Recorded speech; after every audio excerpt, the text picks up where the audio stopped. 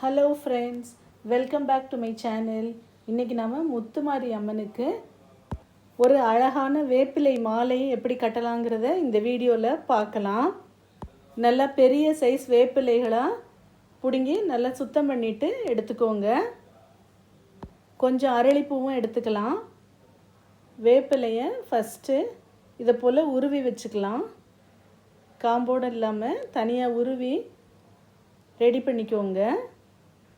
அடுத்ததாக ஒரு கனமான ஊசியில் நூலை கோர்த்துக்கலாம். கோர்த்துட்டு இதை போல் வேப்பிலையை ரெட்டையாக மடித்து அப்படியே அந்த ஊசியில் கோர்த்துக்கோங்க.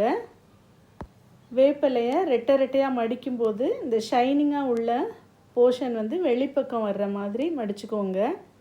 அப்போ நல்ல டார்க் க்ரீனாக மாலையோட கலர் அழகாக இருக்கும், ஷைனிங்காக தெரியும்.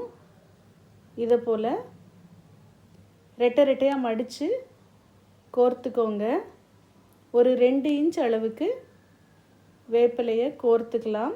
சைட்ஸை திருப்பி கோர்த்துக்கோங்க. 2 இன்ச் கோர்த்துட்டு நீட்டிகிட்ருக்கிற காம்பு, இலையோட நுனி பகுதி எல்லாத்தையும் கட் பண்ணி விட்டுறலாம். அப்போ தான் பார்க்குறதுக்கு மாலை அழகாக இருக்கும். அடுத்ததாக அரளி பூவை கோர்த்துக்கலாம். அதையும் சுற்றி ஒரு 2 இன்ச் அளவுக்கு கோர்த்துக்கலாம். மாலையோட டிசைன் அழகாக இருக்குங்கிறதுனால இதை போல் கோர்க்கிறேன். ஒரு 2 இன்ச் அளவுக்கு நல்லா அழகாக சுற்றி வர்ற மாதிரி அரளிப்பூவை கோர்த்துக்கோங்க.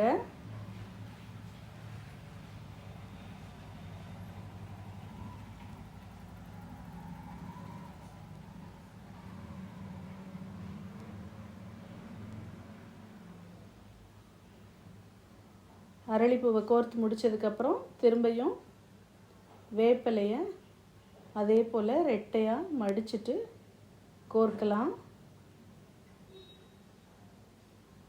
இப்போது மாலை எவ்வளோ நீளம் வேணுமோ அவ்வளோ நீளத்துக்கு வேப்பிலையை நம்ம கோர்த்துக்கலாம்.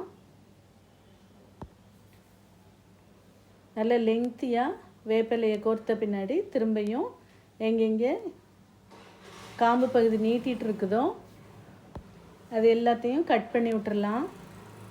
மாலை ஒரே அளவாக இருக்கும். இந்த எண்டு பிரியாமல் இருக்கிறதுக்காக ஒரே ஒரு மணியை கோர்க்கிறேன்.